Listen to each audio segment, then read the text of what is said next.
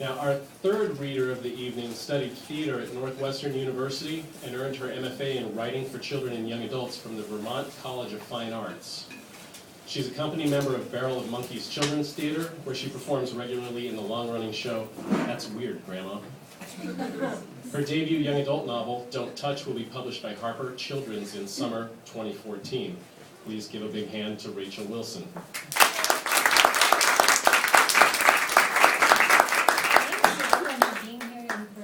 Everyone who organized, this is awesome.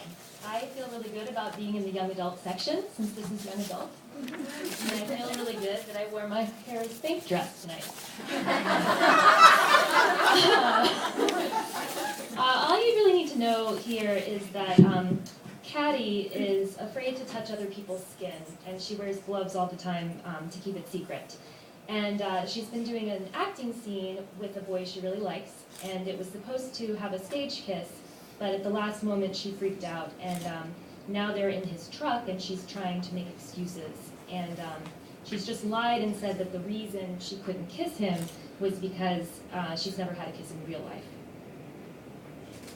It's embarrassing, I say. You must think I'm incredibly lame. It's not embarrassing, he says, sounding almost angry, but for me, not at me. A lot of people kiss, and more, just for the sake of doing it, like it's a chore. I think it's nice that you haven't been hooking up with a bunch of random guys you don't care about. His defense of me takes me by surprise, and before I can gather my thoughts, he keeps going. You could make out with any guy you wanted. I mean, Oscar, for one, would be all over you. He's already all over you, and you're not even nice to him. I make a face at just the thought of kissing Oscar, and Peter laughs. Don't feel bad about it, he says. I'm sorry if I reacted badly. You thought that the idea of kissing you grossed me out. He grins. Something like that. So, it doesn't? Peter's metaphorical hand at my throat, it moves down.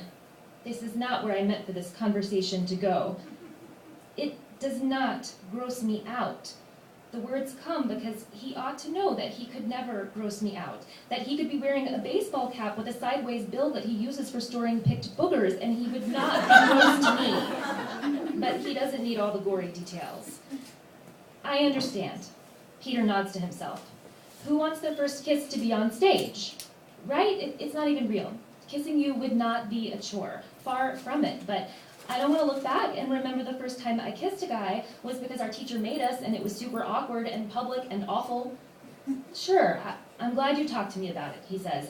It did kind of bum me out, I'll be honest. I know, and I'm sorry for that.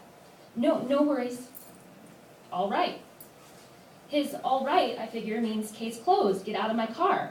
But when I say, all right, well, I'll see you tomorrow, and open the door, he says, wait, like I took him by surprise.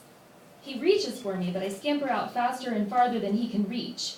I stand on the pavement with the door open to let him speak. We don't have to talk about it now, but we can figure something out, he says.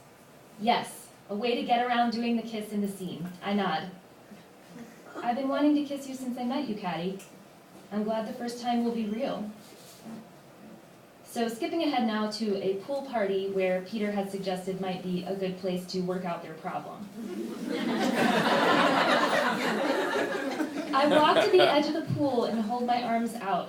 Let the aqua gold lights dance in patterns, one set of colors for my skin, another for the lavender gloves.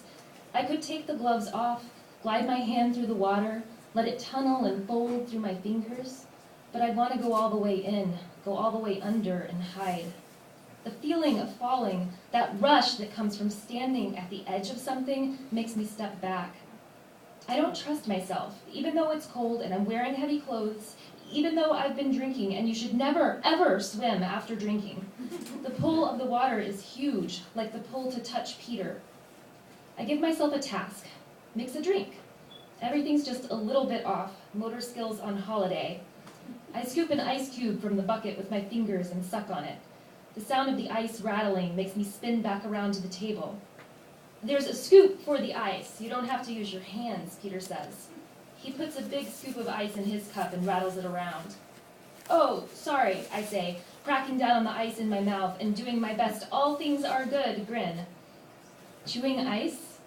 They say people do that when they're sexually frustrated, like it helps with that or something.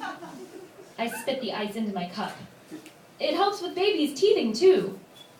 It promised a room full of rubies or a private island as a prize for coming up with something less attractive, more inane to say. I couldn't do it. But Peter goes ahead and laughs like I'm a comic genius. Hey baby, you want some ice? He asks, and my laugh comes out high-pitched and bouncing, all my stress in sound. Peter steps closer. How are you doing? He says. I'm okay, just still working on my character journal. And that I can't think of anything interesting to say to him, that's a sign, if nothing else, that we're better off never touching at all.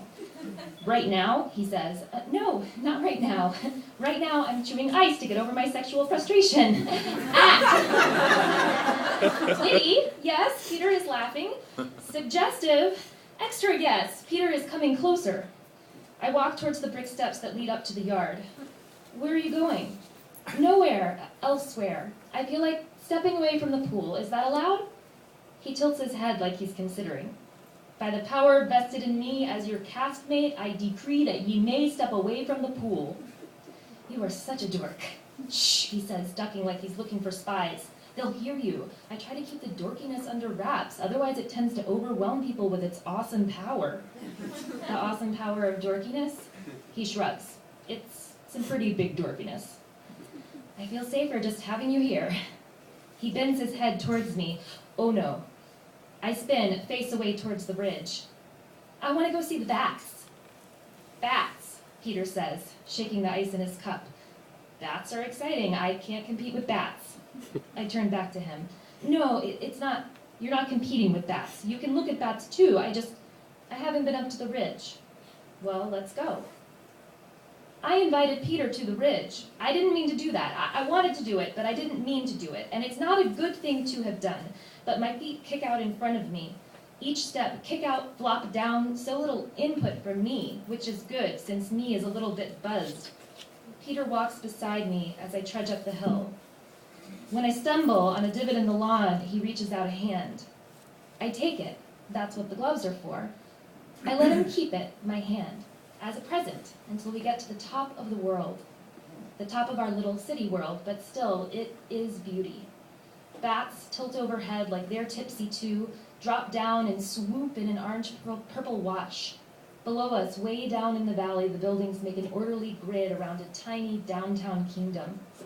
It's like Christmas, I say. All the lights? I don't know, Peter says. Reminds me sometimes of one of those sci-fi space shows where there'll be a city floating in the darkness, all stars and vacuum except for this one flat robotic chip. Maybe it's robots down there. Maybe the robots took over, I say, while we've been at this party. Maybe they're down there and we're the only people left free and alive. I kneel at the edge of the world. There are worse places to be, Peter says, if the world had to end. Worse people to be with. Thanks, I say. Thanks. I'm sorry I'm... What? I'm sorry I'm so weird. I don't want to see the echo of that in his face, the yes, you are weird. So I turn to the city, stretch my legs out behind me, and prop up on my elbows. My shirt lifts a bit at the midriff, giving the damp grass an opening to tickle my skin. You're not weird, Peter says, stretching out beside me and leaning on one hand. Or maybe you are, but not in a bad way. You're great. Thanks. My voice comes out quiet, a whisper, but everything else is loud, the chill and the prickle of grass, the warmth of Peter's breath sighing across a charged space to touch me. I like you, Caddy, Peter says, low. I like you too. It's not acting. It's unactable, the truth of those words. Sometimes I think you're afraid of me, he says. I twist to face him and I nod. I think so. You don't need to be, he says. I don't want you to be. Space shudders between us, collapsing, filled up with the feeling between us. The distance stops working like distance, tips in. I don't want to be. Fear's rising, a wave. If I could just push past it, stand on top of it, sink down into its center, let it swallow me up, spit me out on the other side. Peter touches me, touches my face, and the ridge starts to crumble, ready to drop me and him off the edge of the world. Peter, don't... But he's falling. He can't stop. We tumble. He touches my lips with his lips. That's a kiss. And I scream.